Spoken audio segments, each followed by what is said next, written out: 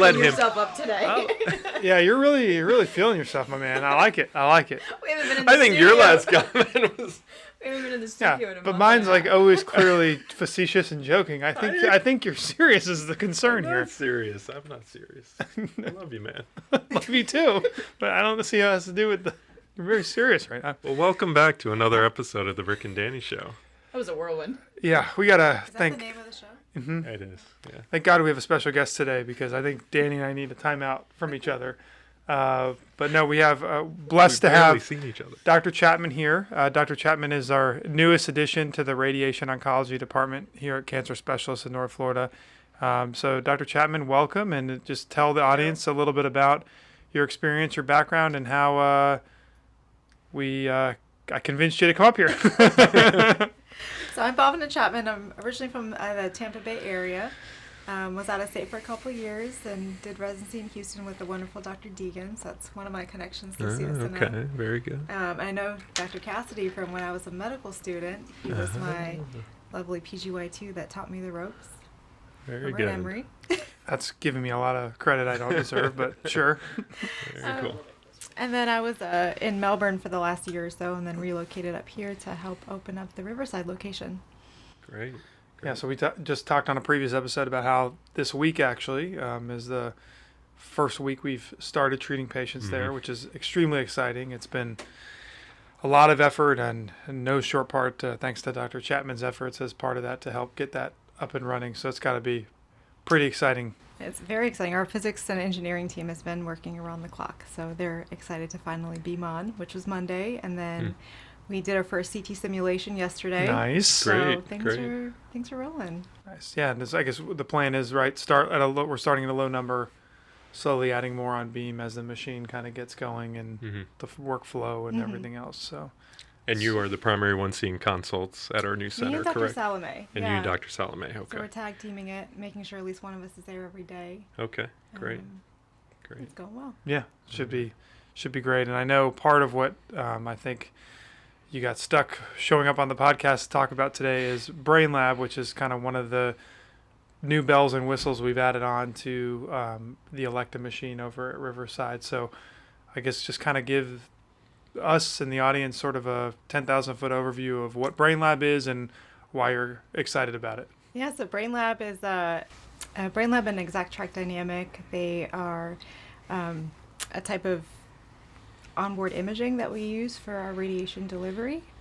It's a composite of both thermal imaging, so patient surface guidance, as well as there's orthogonal x-rays that can help us better delineate patient position, especially during treatment and between treatments or between arcs or fields. In addition to that, we also have her normal cone beam CTs that we do, with all of our treatment planning.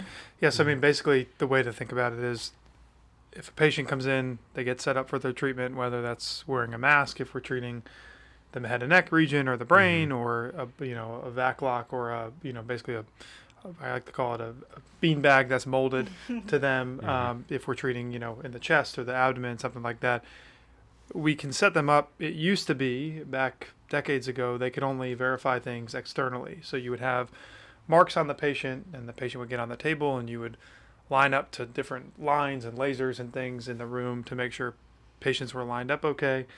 Then we got into imaging where you could see internally, both x-ray based, which shows kind of bony anatomy, so the bones really well, or cone beam CTs like Dr. Chapman mentioned, which is basically like a very low resolution CT scan to verify the organs and other things are lined up internally.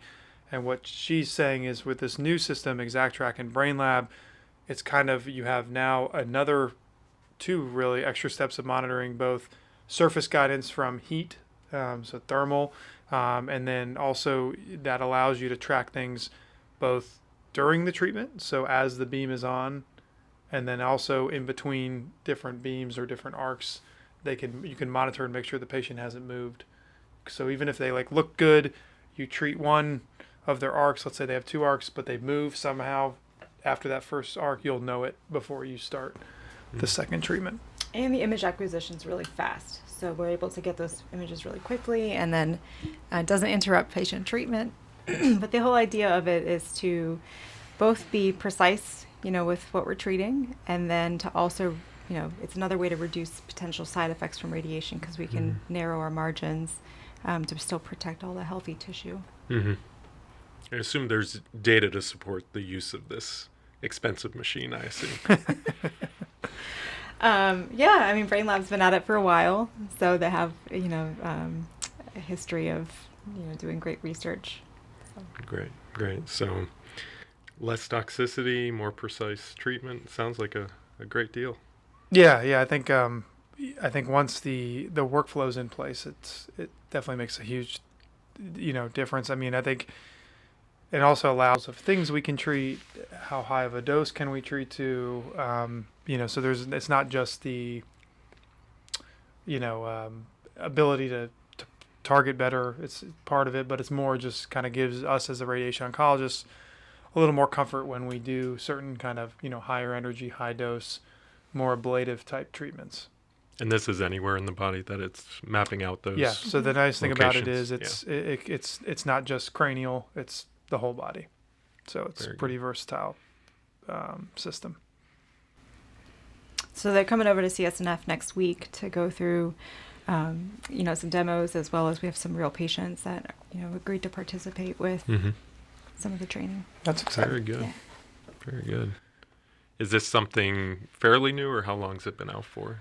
I mean, Brain Lab's been around for a long time, Uh-huh. but like Dr. Chapman was saying, they've kind of fine-tuned this process. Back when I was in training so many years ago, feels like the Brain Lab process we had was like literally they would draw on like with a pencil and like paper on a box, and you would like draw these lines and coordinates, and it was like pretty crazy. rudimentary. Yeah. And now obviously it's a lot of it's on the computer. So even in just that, 6-7 years it's been or whatever, they've already made like another jump on top of another jump. And I think to me the best utility of it comes in when we're treating, relative to other options, when you talk about some other ways to deliver radiation that require either screwed in head frames or more invasive procedures. We can kind of eliminate that need for it, or in some cases maybe even eliminating the need for fiducials or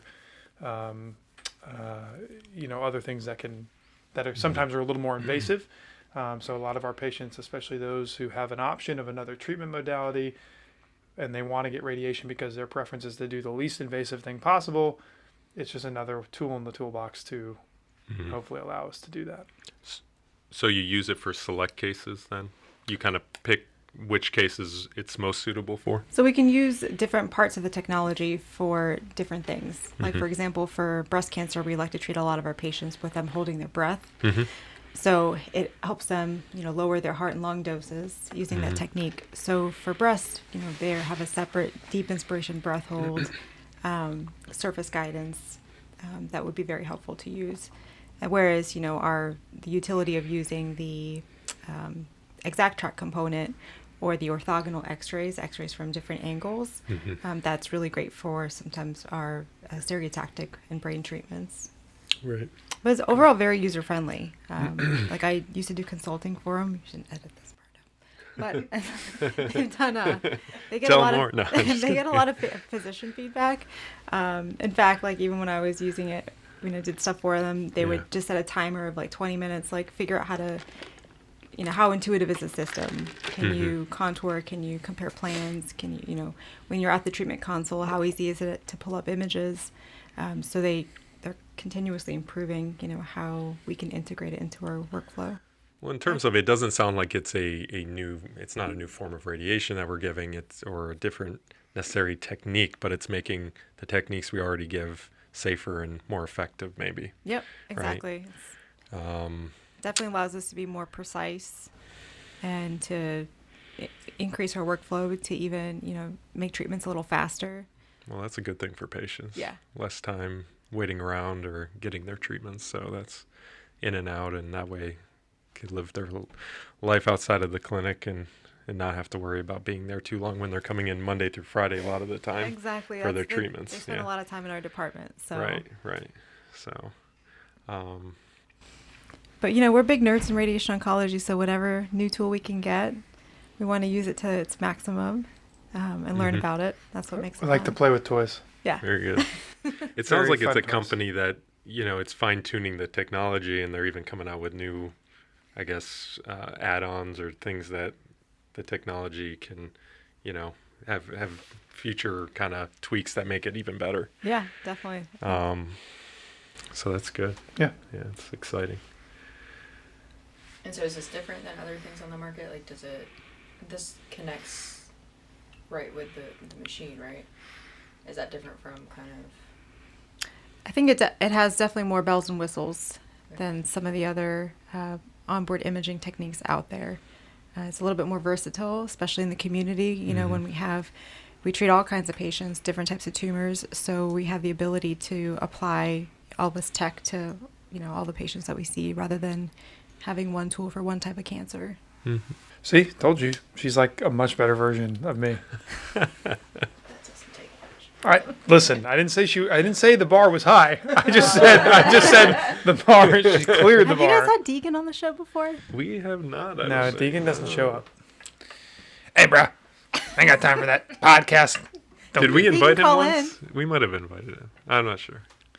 Brian, I'm sorry if we didn't invite Well, the you, problem. but- Because he has no, strong the- opinions about things. Well, the so that might problem. be- Well, the problem is in St. Augustine when we're choosing between Dr. Tanzler and Dr. Deegan. Oh, yeah. Dr. Tanzler is just. I mean, let's be honest. Personality-wise, a little more bubbly than pretty much anyone in the company. The Dean is pretty bubbly. I agree, but you're comparing it. It's like yeah. Bubbly in a maybe less appropriate way. in a for Midwestern podcasts. sort of way. That's one way to put it. What is the audience wanting? Who is the audience? It's a mixture of like. That's always a question. Who is the audience? Well, right? I know who. 100% My dad listens. The audience. Heard that. Every pharmacist. I bet Brain I mean, Lab's going to sort of. listen, so we got to, Yeah. Yeah. A lot of patients actually do listen. yeah. I know I do have some patients listen. Yeah. Although the marketing for it's been, those signs are getting a little stale. Speaking from the guy on the community and the committee here. Always. Well, speaking from the guy who didn't want to market or do the podcast at all. Yeah, how did you get You're rid right. of I it? am a little. How did I get roped angry into that? today. Yeah, how I'm did I sorry. get roped into that, Brenna? I think Dr. Chapman Let me wants to actually tell you this story. I think Dr. Chapman wants to take over. Here's what happened. No, you're not getting out of it. Here's what happened. There was a meeting, and Beth came back from the meeting, and she was like, Dr. Cassidy and Dr. Kabrinsky brought up a podcast. And I was like, you know what? That's a great idea. Rick and Danny sound great together. So I emailed marketing, and I said, does anybody want to do this? Here's kind of what I'm thinking. And Rick and Danny were the only ones that showed up to the meeting, and so now we have a podcast. There you go. Sounds like you volunteered for this job. Both of you. Danny volunteered. I then was. Ipso facto, I got volunteered. Yeah, I was looking forward to it. I was. No, there's nothing wrong with that. You like it. He does. He does. You just pretend to be grouchy. He's grouchy when we go over I'm time, grouchy. and Doing it on it's- Wednesdays, doing it during the week, I'm happier with than Fridays. Yeah, Friday's is tough. That's tough, when it yeah. runs late. Yeah, So why don't we do it on Wednesdays? we can do it. I don't know. Why don't we? Isn't today We can do it Wednesday? Wednesdays. Yeah. Literally, it's one of my half days. So we're I good. know, that's what. We're Do you good. want to do it on Wednesdays? Yeah, it's just like it'd be easier if I'm not at Fleming. Just tell the orbs, man. We'll do. Make it happen. Look, that we came up with a solution. Right on. Wednesday. See, I've been right on the chipper. episode. I've I've been chipper today. Oh, they got you coffee. Well, you always had, get like- me. You always Yeah. get me coffee. Anytime we have Duncan, that's a good thing. Oh, one time I didn't get them coffee, and Oh, no. Is that they expected? Rick fell asleep during the episode. was- Actually, it was- More so than normal. he was so grouchy. There was no light in those eyes. It's dead behind the eyes. yeah. It might have been a week where he didn't play golf too. I don't, it might have been one of those things. Yeah. Also a problem. Is it worth saying anything like, is the brain lab like just at Riverside? Is there any potential to get it to other locations? Well, we're talking about, I don't know. Yeah, I don't know. Oh, I think for now we're serving as the pilot site because we have the opportunity to build a new center. Yeah. So, I think it'll be good. no pressure, you know. You'll be fine. You have support. Lots of support. But we're getting busier. Word's out. I mean, I had, a couple docs outside of the Riverside team. I sent you guys a patient. Another one. internal He's like, referral. why? He's like, where? He's like, do you have anywhere closer? And I'm like, all right, what's your address? And I Google mapped it, Mm-hmm. and he like lives like 15 minutes from Perfect. Riverside North, and I'm like, hey, I know nice. somebody. Very nice. Well, we are open and Yeah. ready. I think, well, yeah, once the word spreads, I mean, it's a great location. Yeah, I for think a lot of it's gonna be folks. good because we're gonna have a center there on kind of the north Mm-hmm. downtown Riverside, obviously area, but then for the people who want to go Fleming West, who don't want to go to the city, they have the option to go to Fleming, or if they don't mind driving through the city traffic and Mm-hmm. don't like the rural, then they can go to Riverside, and then obviously south in St. Augustine. Mhm. You know, we're definitely one of the few centers anywhere geographically, and then you know, our South Point office is kind of just smack dab in the middle of the beaches and Right. Yeah. everything else. So And then I there's see Riverside as a 2-machine practice ultimately. Mm-hmm. Yeah, they already have a vault built, and even when we planned the renovation for our one machine, they kind of left space in to put in all the computers and everything to hook up to the second machine if we do get one. Nice. So there's tons of space. I mean, that building is huge. Yeah, it's a lot of space. Mm-hmm. So eventually the plans are for medical oncology to come down in the next 6 months or so once we renovate everything. So it'll be even easier for patients. nice. Or you can wrap it up. Yeah, you're a closer today, Danny. I am the closer. Oh, cut that snippet out, and you play that at the all partner retreat. I will. Definitely. I'm you know what? I'm gonna make one of those buttons. We just have to hit it at the end of the meeting. I am the closer. I am the closer. Give it to Dr. A. Yeah. Meeting Exactly. There we go. Yeah, my voice. Meeting adjourned. I am the closer. Well, thanks so much for joining us on another episode of the Rick and Danny Show, and we're so happy to have Dr. Chapman here to Yeah, talk thank you, to Dr. us. Chapman, for Thank you for taking the time invite. out of your busy schedule to come schmuck it up with these two schmucks. Learned And a lot Brad. about the Brain Lab and the new radiation center at Riverside. That was exciting to Yeah. hear about. And as always, direct all inquiries to the contact us form on our website so Brenna can be bothered They all Email her come to me. anytime. anytime, you'd like. 24/7. Well, yeah, She's checking email. I am. That's true. Catch you guys later. Bye. You knew I wanted to say. You just can't help but get the last word in.